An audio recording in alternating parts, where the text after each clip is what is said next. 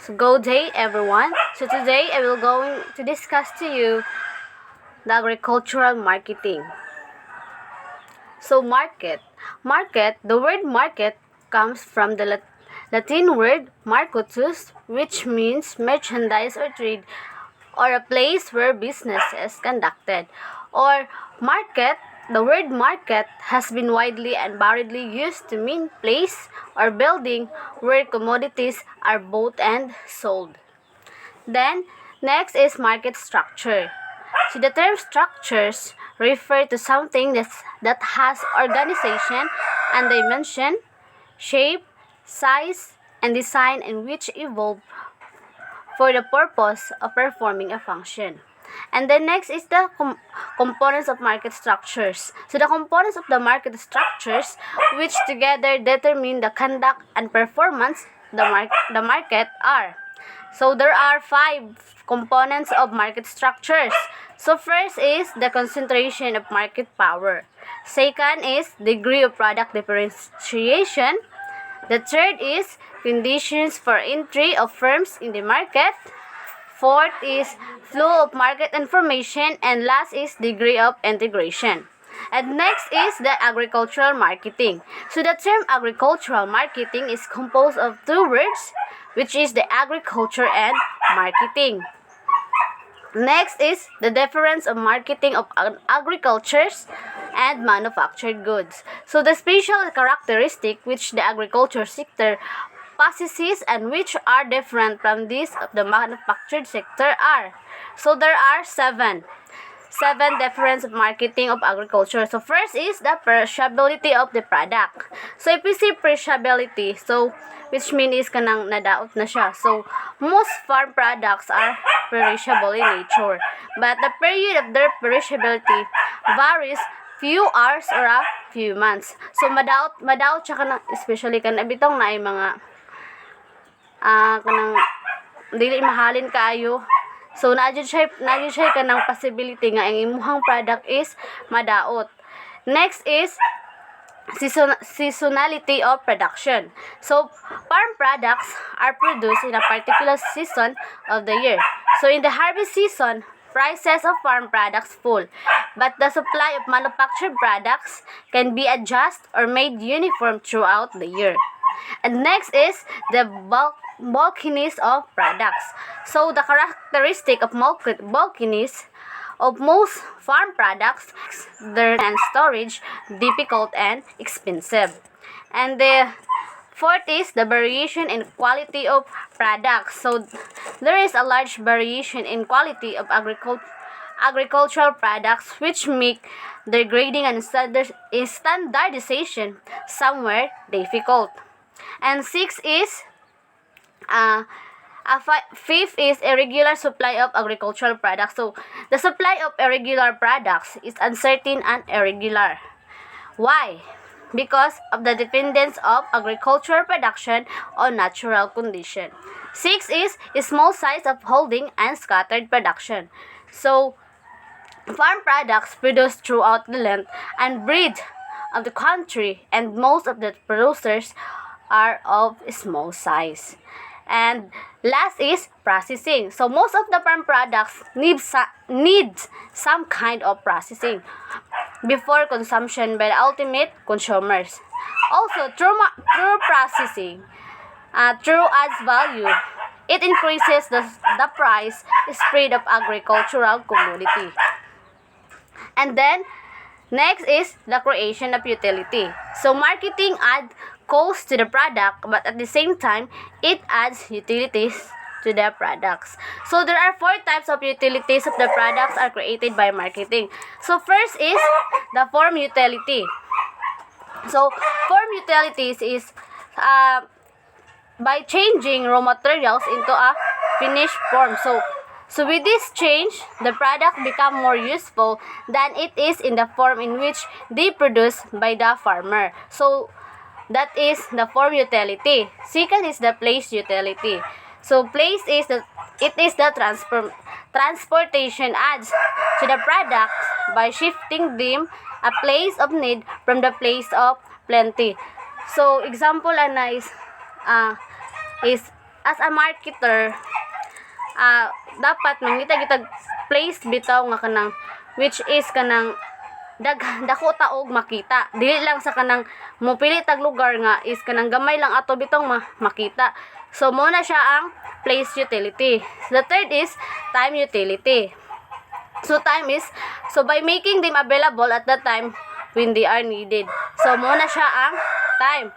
Kailangan na gyud tay time exact or nang exact time nga kanang atong mga ang atong consumer is nagkinahanglan. Fourth is possession utility. So this possession utility, it helps in the transfer of ownership from the person to another. So what is possession utility? So this it is also a product transferred through marketing to person having a higher utility from person having a low utility. Next is marketing function. So any single activity performed in carrying a product from the point of its production to the ultimate consumer may be termed as a marketing function. So a marketing function may have any one or combination of three dimensions. So na siya three dimension combined, which is the time, space, and last is the form. So Thomson has classified the marketing function into three broad groups. So na siya three broad groups ano siya ni Thomson. So these are, the first is the primary function. Second is the secondary function, and the third is the tertiary function. So this primary function, so na siya combination ani, which is the assembling or the procurement, processing, and depreciation or distribution. And this secondary function, so nagcombine sab siya og which is the packing or the packaging, transportation, grading, standardization and quality control, storage and warehousing, risk-taking, financing, buying and selling, and etc. And the third one is the tertiary function, which combined banking, insurance, communication, which is the post and telegraphs, the supply of energy, which is the electricity. And then Coles and Yale have classified marketing function as follows. So there are three classified marketing function which classified by Coles and Yale. First is the physical function, so which is classified also the storage and warehousing, grading, processing, and transportation. Second is the exchange function, which classified by exchange, which is the buying and selling. The third is the facilitative function, which is the standardization of grids, financing, risk-taking, dissemination of markets, and information. Next is the packaging. So packaging, so it is the first function performed in a marketing of agricultural commodities. And then the transportation. So transportation, or the movement of products between places, is one of the most important marketing function at every stage. And last is the grading and standardization. So it is a marketing function which facilitates the movement of produce. So there are also three types of grading, which is the fixed grading or mandatory grading. Second is the permissive or the variable grading. And the last is the centralized or the decentralized grading. So next is storage. So storage, the storage function adds the time utility products.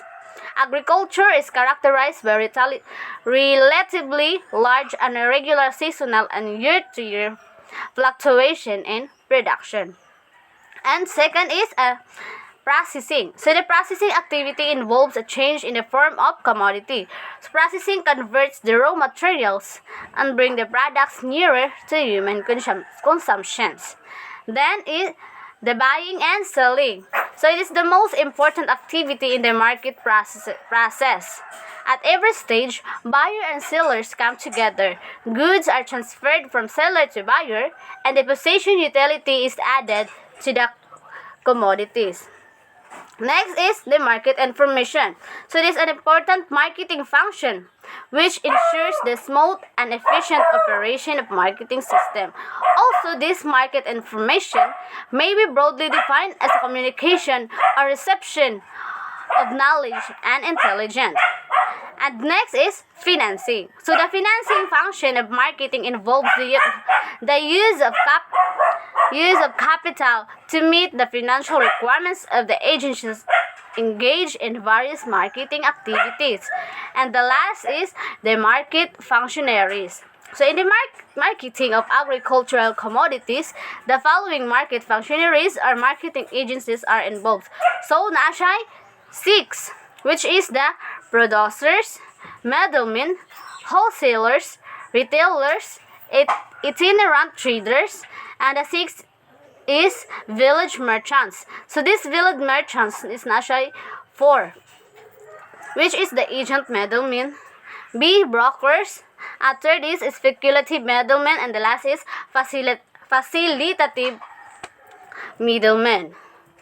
So this middleman is those individuals or business concern which specialize in performing the various marketing function and rendering such services as involved in the marketing of goods. So, muna siya ang middleman. And this wholesalers is muna siya ang those merchant middlemen who buy and sell food grain in large quantities. And also, these retailers is muna siya ang buy goods from wholesalers and sell them to the consumers in a small quantities. And these itinerant traders, so these are the petty merchants who move from village to village and directly purchase the produce from the cultivators.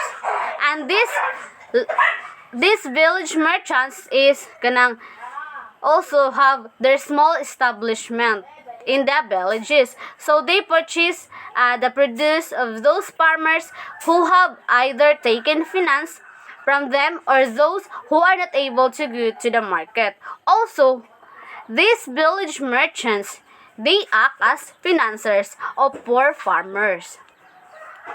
Next is the street trading enterprise. So, this street trading enterprise is a common feature of many economies where agriculture is an important sector of trade. And then warehousing. So, this warehousing is a warehouse or scientific storage structures especially constructed for the protection of quality of the products. So, warehousing may be defined as the assumption of responsibility for the storage of goods. Next is the cooperative marketing.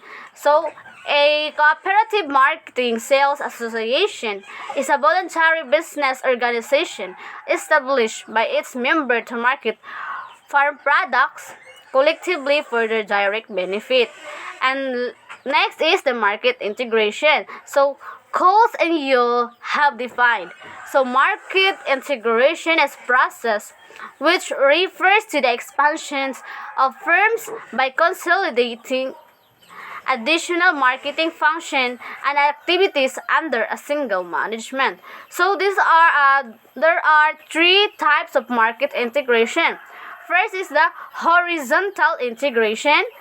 Second is the vertical integration. So na siya duha ka function, ang vertical integration which is the forward integration and the back integration. And the last is the conglomeration. And the last one is market margins. So these market margins refers to the difference between the price paid and received by a specific marketing agency, such as a single retailer, or by any type of marketing agency, such as retailers or assemblers, or by any combination of marketing agencies. And that would be all of my presentation. Thank you and God bless.